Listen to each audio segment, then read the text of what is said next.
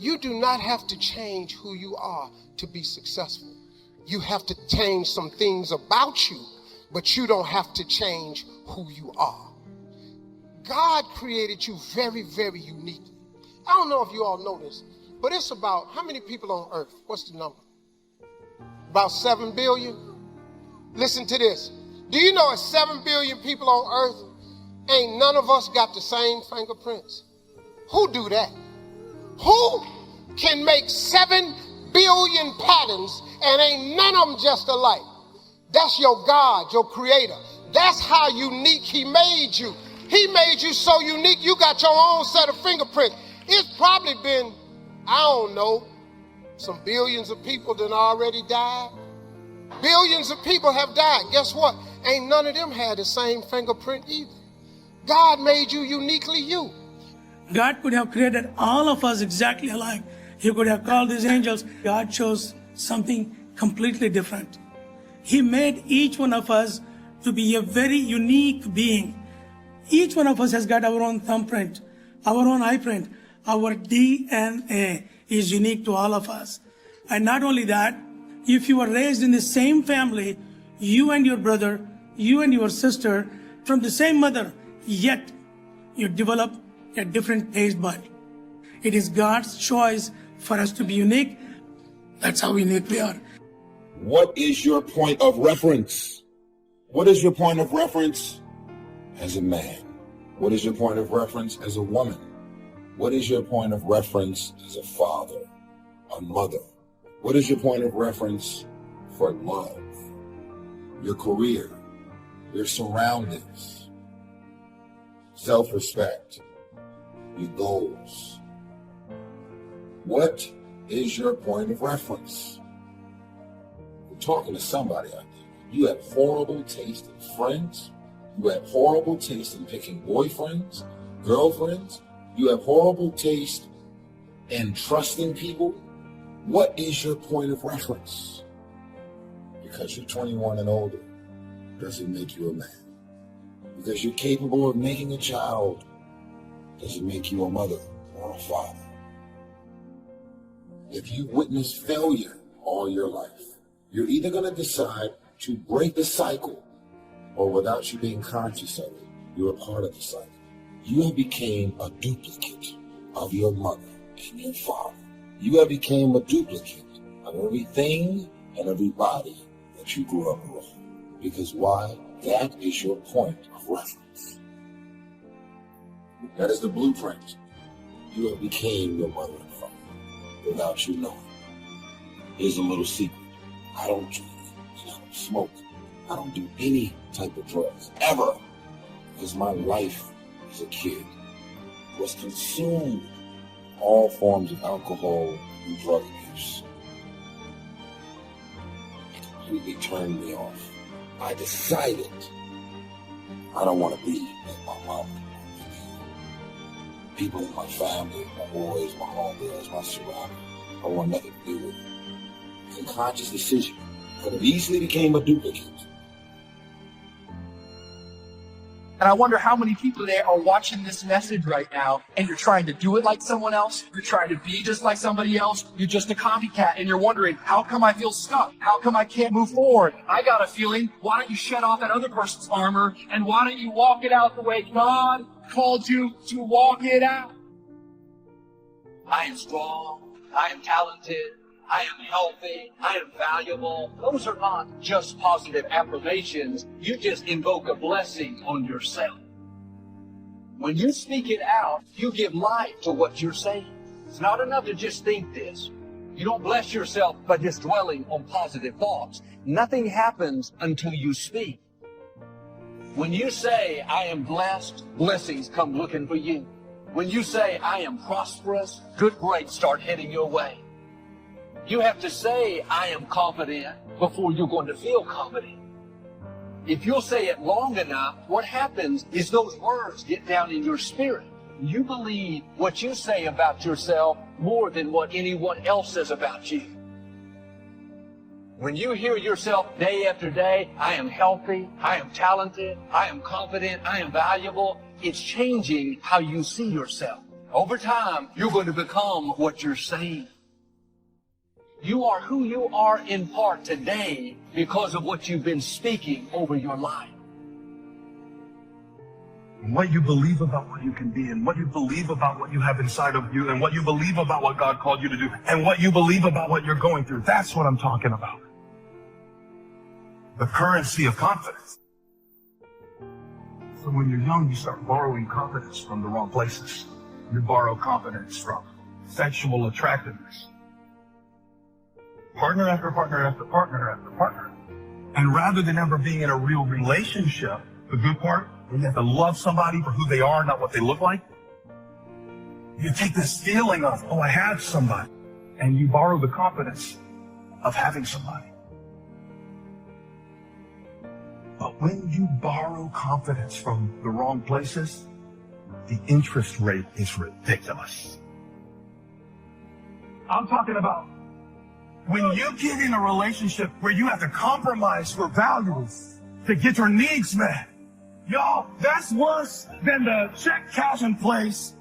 It's an interest rate. And let me tell you another thing. While I got you fired up about all the people that you kept going to because you wanted them to validate you, but they can't because they're not God. They didn't make it. They don't know you like that. And they have their own insecurities. So leave them alone and get it from God.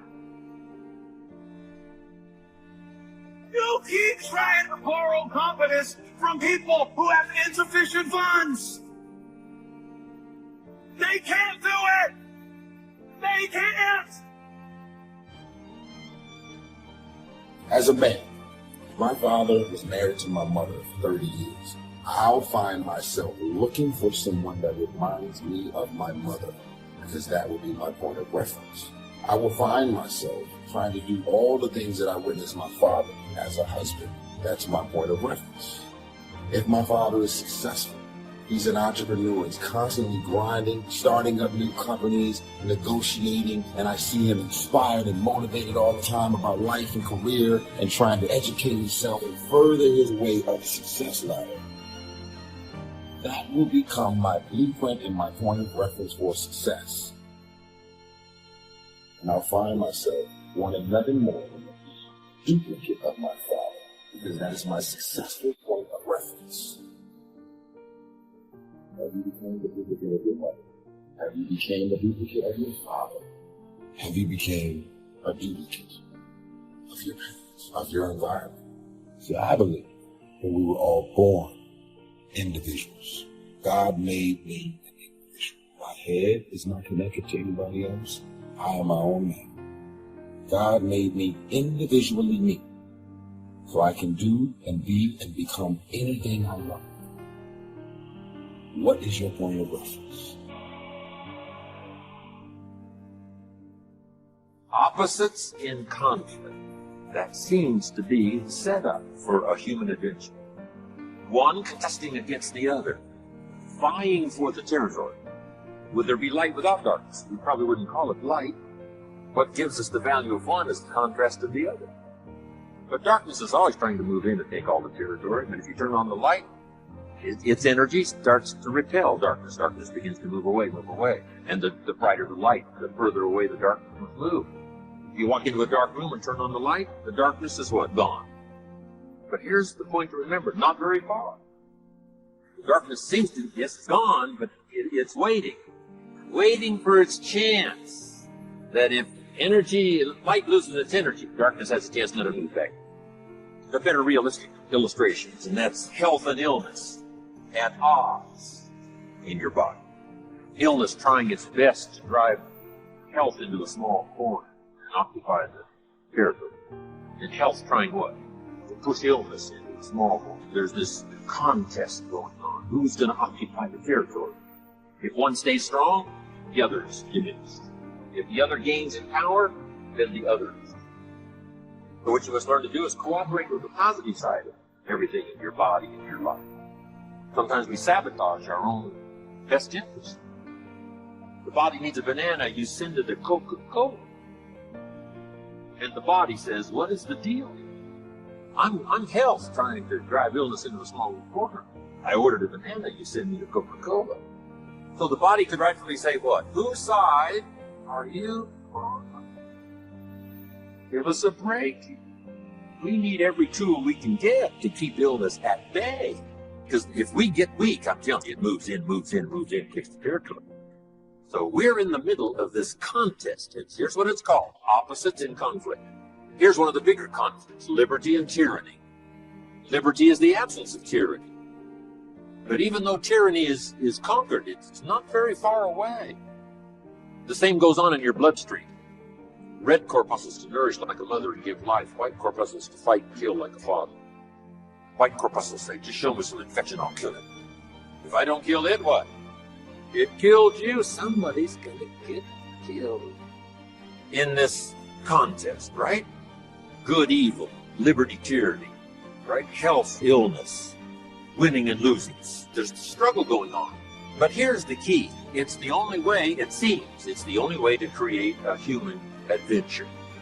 It doesn't seem to be any other way, currently. Now, some speak of a new heaven and a new earth. Maybe the whole arrangement will be different.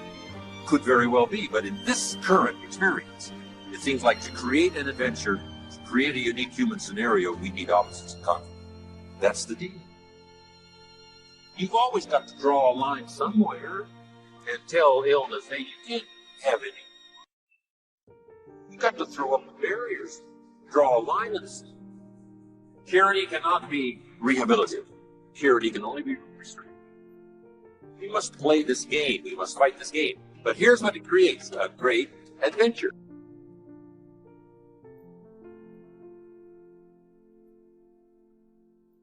Let me give you the ultimate now. Could you win if you couldn't lose? And the answer is no, it doesn't seem like it. You couldn't call it winning. You can't win if you couldn't lose. So that's the deal now. Negative, positive. Would there be negative or positive without negative? No, it doesn't seem like it. It seems like this is the current setup. The invisible is often more real than the visible. That sometimes the stuff that we collect, that we say is real, is less real than the stuff that we neglect because we can't see it. I'm talking about your state of mind. I'm talking about your relationships with others. I'm talking about the way that you process disappointment, those things. The way that you treat people who can't do anything for you, those things. There is visible kingdom world, but there is an invisible kingdom within you that is more important than the kingdom around.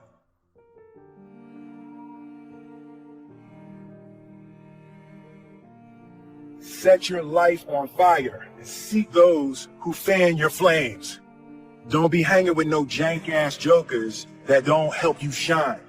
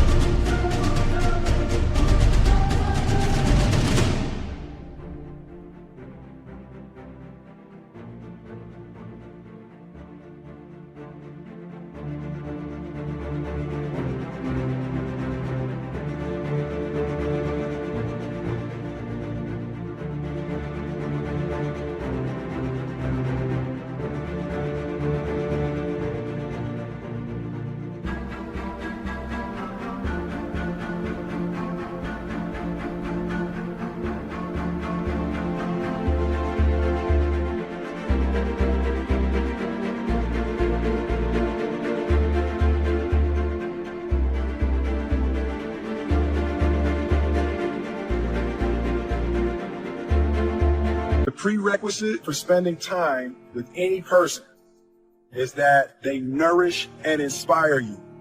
They feed your flame. There's been very few times in my life that I looked left or looked right and didn't find a person who believed and supported me. There's always been a person beside me fanning my flames. Look at your last 5 text messages. Are those people feeding your flames or dousing your fire? The people that you spend time with are going to make or break your dreams. Everybody don't deserve to be around you. Look to the people around you. Are those people throwing logs on your fire or are they pissing on it? You got to defend your light with your life. If you can't detach from yourself, then you can't see yourself. And so how do you detach from yourself? How do you learn to do that? And a good drill for this is try to imagine the way other people see you, what other people are thinking of you. One place where this happens, and it definitely happened to me, is when I started getting put in charge of things. I started thinking about other people's perspectives. If you're in charge, then what kind of representation are they receiving? And if you work for someone else, it's the same questions. What does the boss see me do? What kind of representation am I making of myself to my boss? So the question becomes, how well do you represent yourself? What shortfalls do you have? Now, when you first start looking, it's like you're looking at an overgrown lawn. There are some big, obvious problems, so you do a broad, just kind of general cut of the grass. You fix some of the big, easy problems. And once you've done that, you've gotten rid of some of those big, obvious problems, you notice some more.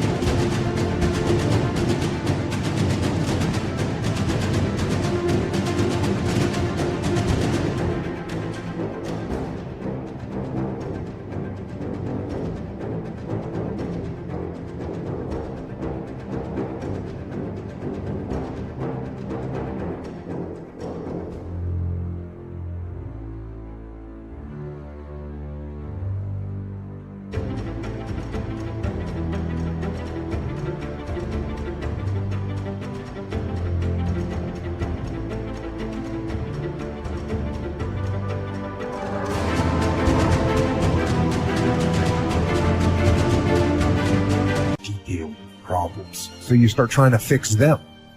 You know, for the foreseeable future, it looks like it's been that way as long as we can remember and as long as the history tells us. So here's what you want to do if you want the adventure. You must learn to play this game, to work with all the positive forces to defeat the negative forces as early and as soon and as much as possible, to contain the ravages of disease that want to take you early. You've got to fight back. You can't just leave it. Somebody says, well, I got my fingers crossed. Not a good philosophy. Jump on the positive side of whatever you want. See if you can't help out in this warfare, in this push-shove match. That's the key. Don't neglect a new life if you started a new life. What if you said to a brand new mother, where is your baby? She says, I have no idea. You would say, no, that isn't right. If you start a new life, you must care for it. You must.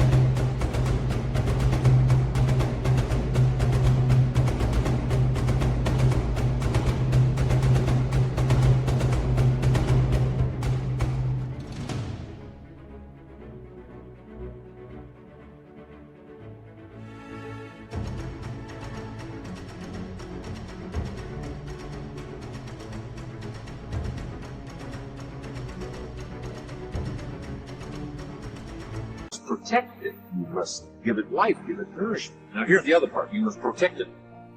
That's why the old wise man said, we must learn to love and hate. I'll underline that. You must learn to love and hate. And the illustration he used was, you must learn to love good and hate evil. To deal with the weeds in your garden, you got to hate weeds. You got to hate them enough to what? Kill them. You can't say, well, poor weeds. Say, no, this ain't the deal, poor weeds. Don't go soft on this stuff. You got to hate evil. You got to hate the weeds that are out to destroy your garden and rob your children of the nourishment they deserve. You've got to take the life of the weeds, or they will take the life of your garden. Somebody's going to get killed. Remember? So, Learn the good evil. Now here's the greatest battle in the mind. Here's what you must not become. A victim of yourself. What is that insidious voice inside your own head that says, you're too short, it'll never work for you, you're too tall, right? It's over for you. It's never worked for you before. What gives you any idea that it'll work for you now? You've never been able to rise up and take charge of your life. What makes you think you can do it now? There's going to be too many obstacles out there. You'll never overcome them all. What is that insidious voice? It's the same game going on inside your head that's going on in the world. Liberty and tyranny in a push-shove match. Here's what you've got to do. Cooperate with the positive side of your life and let faith drive out doubt. Right? Let winning drive out losing. Let positive drive out negative. But you got to get into the contest. And why get into the contest? Because that's how you create an adventure. There is no other way. It takes both. You've got to learn to laugh. Yes, that's not what the wise man owns. You can't just learn to laugh and keep on.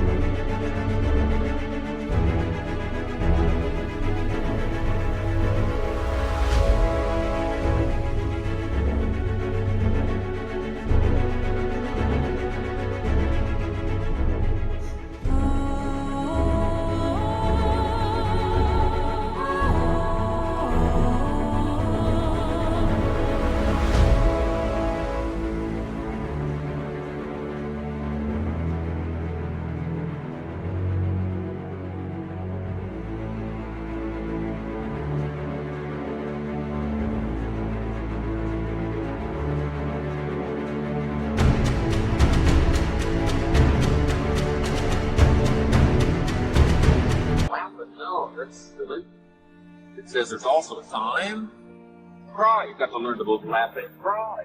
Then it said you must be so sophisticated as not to laugh when it's time to cry. That now gives you an understanding of what life is all about. Sadness and joy, the contest, the difference. And yet it creates the adventure. It's supposed to create an adventure. But here's the adventure: to overcome the evil. To put evil in its place. Just like in your mind, you've got to stand guard at the door of your mind and see if you can't suppress, see if you can't do battle with the negative forces. Don't become a victim of yourself.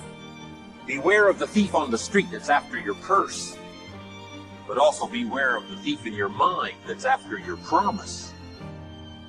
See if you can't engage in this mental contest and win the day.